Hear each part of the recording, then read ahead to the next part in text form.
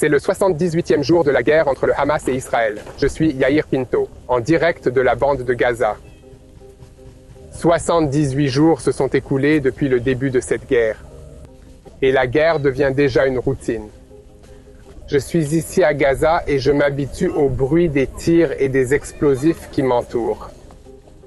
D'un autre côté, je veux vous parler de tous les soldats que je rencontre ici. Des hommes jeunes et courageux qui ont des rêves et des désirs pour l'avenir. Ils sont tous ici avec le sentiment d'avoir une mission et un but à atteindre. Et il n'y a pas que des hommes. Parmi nous, ici dans la bande de Gaza, il y a aussi des femmes qui combattent pour Tsahal, qui se battent aux côtés des hommes. C'est pourquoi le reportage suivant m'a tant touché. Au cœur de la ville de Han Younes, non loin de moi, l'unité d'Uvdevan, qui est une unité des forces spéciales israéliennes, a perdu 4 combattants courageux il y a une semaine. Lors de leurs funérailles en Israël, les combattants de l'unité sont retournés sur les lieux de l'incident et dans le bâtiment d'où les terroristes ont tiré. Mais cette fois, l'unité a tiré des charges contre les terroristes, qui y étaient retranchés. En coopération avec les forces du génie, les soldats ont fait sauter les puits qui se trouvaient à l'intérieur du bâtiment.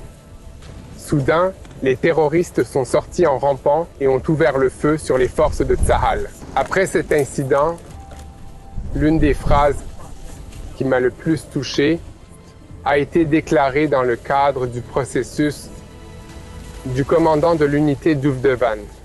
Il a pris la parole après que l'unité a mené une opération contre le bâtiment et a déclaré « Alors que nos commandants sont en train de reposer en paix, nous sommes revenus pour achever la mission. » Les yeux pleurent, le cœur brûle, mais la tête est haute et le vent souffle dans le ciel. L'unité d'Uvdevan et ses combattants continueront à détruire jusqu'à la victoire l'ennemi cruel qui cherche à blesser les femmes, les enfants et les personnes âgées. Et je suis ici de tout cœur avec lui, debout dans l'unité avec mes compagnons de lutte contre cet ennemi, le Hamas, pour l'avenir de mes enfants et des enfants d'Israël. Dans le centre de la ville de Gaza, Tsahal a récemment effectué une manœuvre surprise. Alors que Tsahal concentrait des forces de chars et de soldats sur le côté ouest de la ville de Gaza, ce qui a poussé le Hamas à se retrancher devant eux et à se préparer, soudain, des forces camouflées de Tsahal ont attaqué avec intensité depuis l'Est, ce qui a créé une grande confusion parmi les terroristes du Hamas. Alors qu'ils tentaient de repousser l'attaque venant de l'Est, les forces de défense israéliennes ont commencé à attaquer par l'Ouest avec des chars. Et très rapidement, les terroristes n'ont pas pu soutenir l'attaque et ont été neutralisés. Dans le sud de Gaza, des combattants de l'infanterie et des forces du génie ont attaqué un quartier général du Hamas dans la région d'Issa. Les combattants ont identifié une brigade terroriste qui tentait d'attaquer la force et l'ont éliminée lors d'un combat frontal. Au même moment, dans la même zone, l'équipe de combat de l'unité de parachutistes, qui a mené des batailles dans la région, a localisé et découvert plusieurs puits menant à un réseau de tunnels énorme. C'est pourquoi les soldats d'une unité d'infiltration qui comprend des chiens de combat de Tsahal ont été immédiatement appelés pour la mission. L'unité a envoyé un chien entraîné pour enquêter sur la voie souterraine sous l'avant-poste d'Issa, qui sert d'avant-poste souterrain à l'organisation terroriste Hamas. Il s'agit d'une voie à plusieurs niveaux, dont les étages étaient utilisés pour le commandement, le contrôle et le stockage des munitions. Je tiens à saluer et à remercier ces braves chiens et bien sûr à transmettre mes salutations à mes 2 chiens, Bailis et Elmo, restés à la maison. Ils me manquent vraiment, ils font partie de la famille.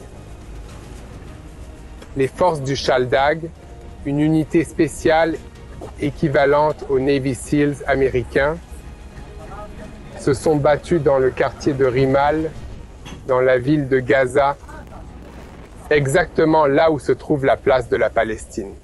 Au cours des analyses effectuées dans la zone, les forces ont découvert une cité terroriste souterraine qui fait partie du système de tunnels de l'organisation terroriste Hamas et comprend une route de tunnels stratégique reliant des endroits éloignés dans la bande de Gaza.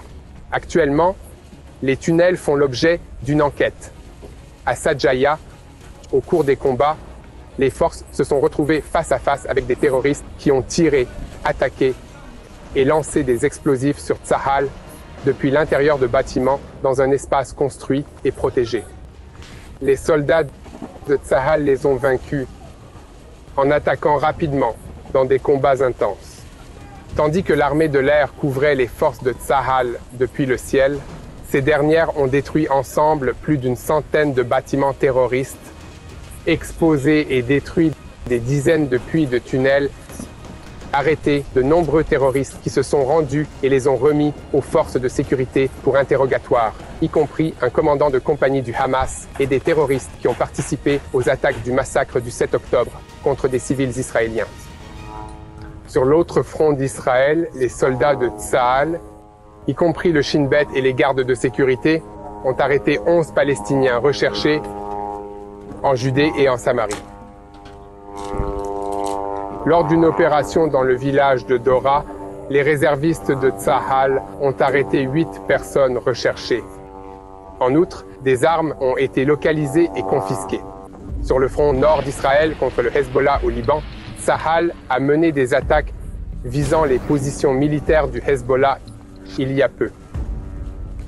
Parmi les cibles visées figuraient des militants, des terroristes et des infrastructures. Un certain nombre de tirs ont été observés du Liban vers le nord d'Israël. Les forces de Tsahal ont attaqué les origines de ces tirs avec de l'artillerie. Malheureusement, un autre héros israélien a perdu la vie, le sergent Amit Hodziv, âgé de 19 ans. Il est tombé au cours d'une activité opérationnelle dans le nord d'Israël à la suite de tirs effectués depuis le territoire libanais en direction de la communauté israélienne de Shtoula. D'accord. J'entends des coups de feu, alors je remets mon casque. Je voulais vous dire que je vous suis très reconnaissant pour toutes les prières que vous avez faites pour moi et pour le reste de l'armée israélienne. Merci de vous tenir à nos côtés. Merci de prier pour Israël. Je ne cesse de leur dire que des millions et des millions de chrétiens prient chaque jour pour eux, pour leur sécurité et pour Israël. Cela touche vraiment leur cœur. Les gens en Israël ne savent pas que les chrétiens les soutiennent dans cette guerre. C'est une bénédiction et je vous remercie. Continuez à prier pour la paix en Israël et à Jérusalem.